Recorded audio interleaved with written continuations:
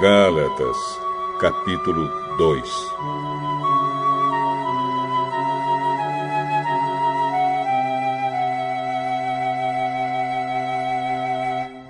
Quatorze anos depois, eu voltei para Jerusalém com Barnabé e levei Tito comigo. Voltei para lá porque Deus me revelou que eu devia fazer isso. Ali, numa reunião particular com os líderes da igreja, eu expliquei a eles a mensagem do Evangelho que anuncio aos não-judeus. Eu não queria que o trabalho que tinha feito e estava fazendo fosse um trabalho perdido. Tito estava comigo, mas ele não foi obrigado a circuncidar-se, embora ele não seja judeu. Porém, alguns tinham se juntado ao nosso grupo, fazendo de conta que eram irmãos na fé e queriam circuncidá-lo. Eram homens que tinham entrado para o grupo como espiões, a fim de observar a liberdade que temos por estarmos unidos com Cristo Jesus e para nos tornar escravos de novo. Mas em nenhum momento nós cedemos, pois queríamos que vocês tivessem o verdadeiro Evangelho.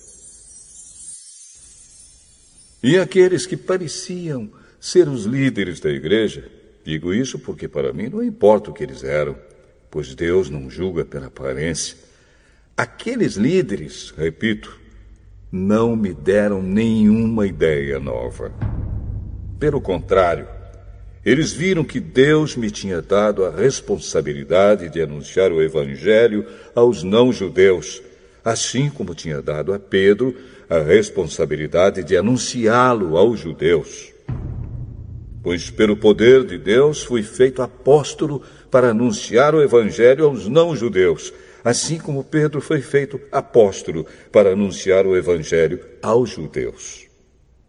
Por isso, Tiago, Pedro e João, que eram considerados os líderes da igreja, reconheceram que Deus me tinha dado essa tarefa especial. E, como sinal de que éramos todos companheiros, eles deram a mim e a Barnabé um aperto de mãos. E todos nós combinamos que eu e Barnabé iríamos trabalhar entre os não-judeus e eles entre os judeus. Eles nos pediram só uma coisa: que lembrássemos dos pobres das igrejas deles. E isso eu sempre tenho procurado fazer. Porém, quando Pedro veio para Antioquia da Síria, eu fiquei contra ele em público, porque ele estava completamente errado. De fato, antes de chegarem ali alguns homens mandados por Tiago, Pedro tomava refeições com os irmãos não-judeus.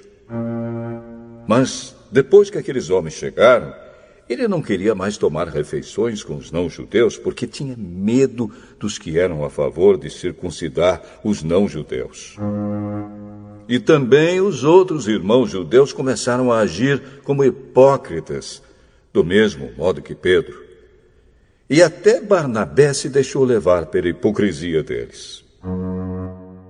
Quando vi que eles não estavam agindo direito, de acordo com a verdade do Evangelho, eu disse a Pedro na presença de todos: você é judeu, mas não está vivendo como judeu, e sim como não-judeu. Então, como é que você quer obrigar os não-judeus a viverem como judeus? O fato é que nós somos judeus de nascimento e não pecadores não-judeus, como eles são chamados. Mas sabemos que todos são aceitos por Deus somente pela fé em Jesus Cristo, e não por fazerem o que a lei manda. Assim, nós também temos crido em Cristo Jesus, a fim de sermos aceitos por Deus pela nossa fé em Cristo, e não por fazermos o que a lei manda. Pois ninguém é aceito por Deus por fazer o que a lei manda. Ao procurarmos ser aceitos por Deus por estarmos unidos com Cristo, fica claro que somos pecadores como os não-judeus. Mas será que isso quer dizer que Cristo trabalha em favor do pecado? Claro que não.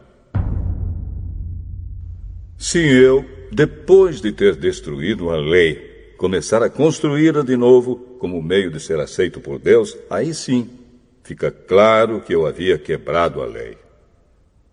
Pois, quanto à lei, estou morto. Morto pela própria lei, a fim de viver para Deus. Eu fui morto com Cristo na cruz. Assim já não sou eu quem vive, mas Cristo é quem vive em mim.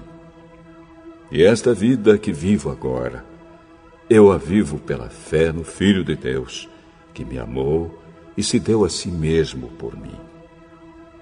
Eu me recuso a rejeitar a graça de Deus, pois se é por meio da lei que as pessoas são aceitas por Deus, então a morte de Cristo não adiantou nada.